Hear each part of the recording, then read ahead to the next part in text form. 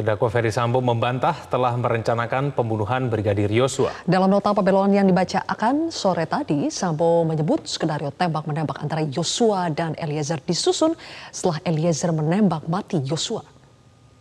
Pada saat pembicaraan dengan Ricky Rizal maupun Richard Eliezer di Saguling, sama sekali tidak ada rencana maupun niat yang saya sampaikan untuk membunuh Yosua, sebagaimana yang dituduhkan penuntut umum dalam surat tuntutannya yang hanya bersandar pada keterangan terdakwa Richard Eliezer.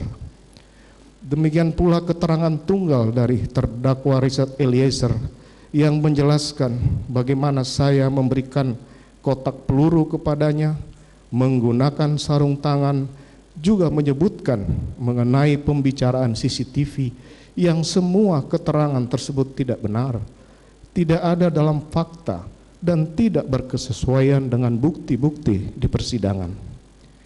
Sebagai seorang anggota polisi yang berpengalaman sebagai penyidik, maka sesaat setelah peristiwa penembakan yang dilakukan oleh Richard Eliezer, dengan cepat saya dapat menggunakan pengetahuan dan pengalaman saya untuk mengatasi keadaan tersebut. Ketika saya melihat senjata yang terselip di pinggang belakang kanan Yosua, maka saya segera mencocokkan situasi yang terjadi dengan cerita yang layak sebagai cara untuk melindungi Richard Eliezer. Imajinasi saya bekerja dan segera saya mengambil senjata HS dari pinggang Yosua, menggenggamnya dan menembakkan ke dinding di atas tangga. Lantas menggenggamkan senjata tersebut ke tangan Yosua dan kemudian menembakkannya ke dinding atas TV di ruang tengah rumah Duren 3.